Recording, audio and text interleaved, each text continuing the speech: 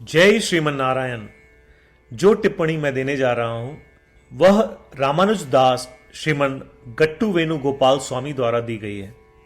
अध्याय 13 क्षेत्र क्षेत्रज्ञ विभाग योग श्लोक 19।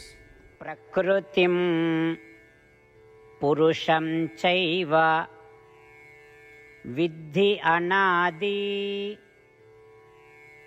वुभावपि विकारांश्च गुणांश्चैव विद्धि प्रकृति संभवान्। ओम। गीताचार्य श्री कृष्ण परमात्मा अर्जुन सहित हम सभी को क्षेत्र क्षेत्रज्ञ विभाग योग सिखा रहे हैं।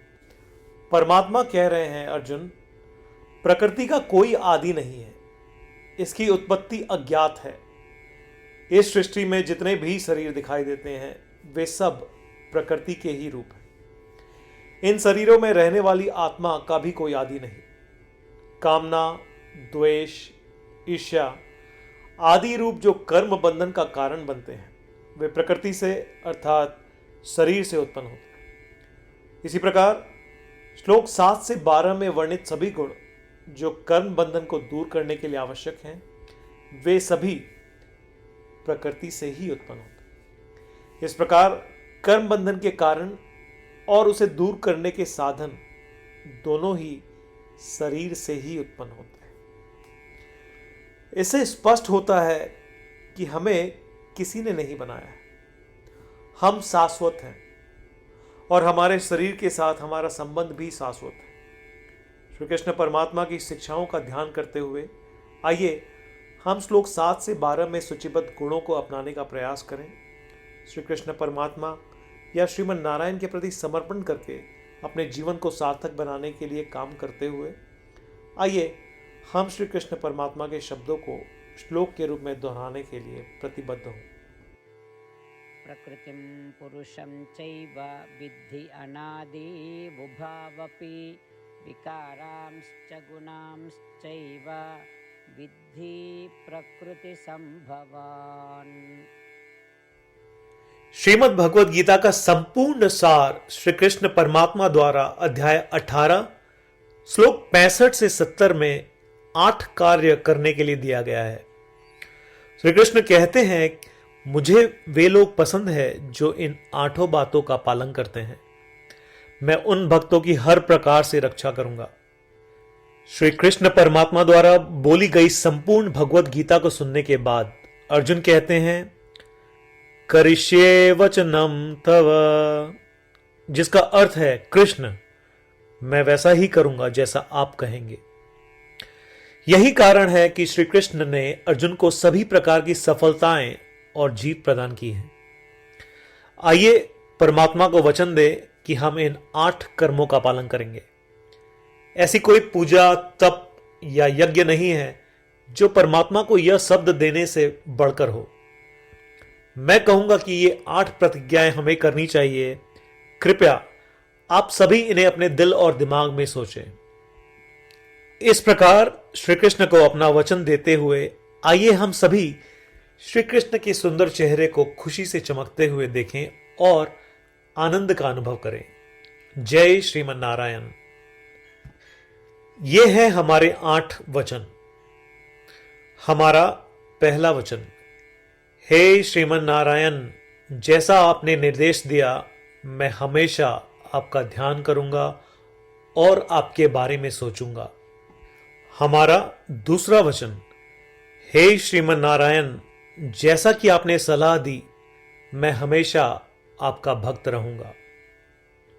हमारा तीसरा वचन, हे श्रीमन नारायण, मैं अपने सभी कार्य आपकी सेवा के रूप में और आपकी संतुष्टि के लिए करूंगा। हमारा चौथा वचन, हे श्रीमन नारायण, जैसा कि आपने अनुसरण करने के लिए कहा था मुझे पूरा विश्वास है कि मैं आपका हूं और मैं हमेशा अपने हाथ जोड़ूंगा और आपको नमस्कार करूंगा। हमारा पांचवा वचन, हे श्रीमन नारायण, मुझे आपके शब्द मामेकं शरणं व्रज। याद आते हैं जो आपने सिर्फ और सिर्फ आपको ही समर्पण करने को कहा था। श्रीमन नारायण, मैं केवल आपके प्रति समर्पण करता हूं। हमारा छठा वचन, हे श्रीमन नारायण, मुझे आपके शब्द मां शुचः याद आते हैं कि आप हमें शोक न करने का आश्वासन दे रहे हैं।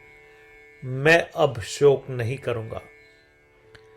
हमारा सातवां वचन, हे श्रीमन नारायण, आपने हमारे लिए श्रीमद् भगवत गीता देकर हम सभी पर कृपा की है और आशीर्वाद दिया है। मैं कम से कम एक श्लोक पढ़ने या सुनने का वादा करता हूं। हमारा आठवां वचन, हे श्रीमन नारायण, आपने सारी मानवता को गीता प्रदान की।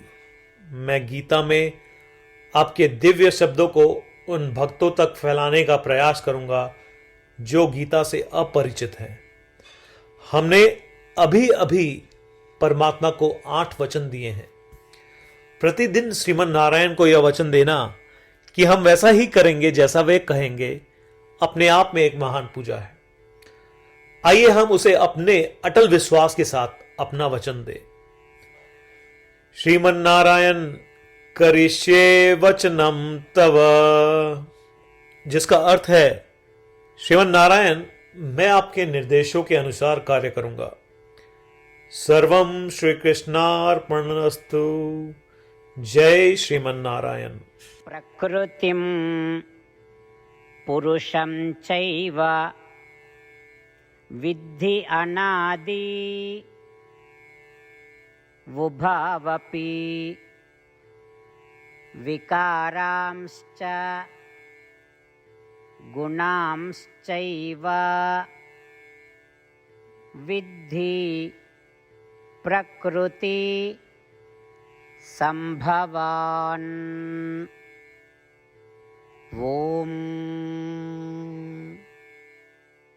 प्रकृतिं पुरुषं चैव विद्धि अनादि उभावपि विकारांश्च गुणांश्चैव विद्धि प्रकृति संभवान्।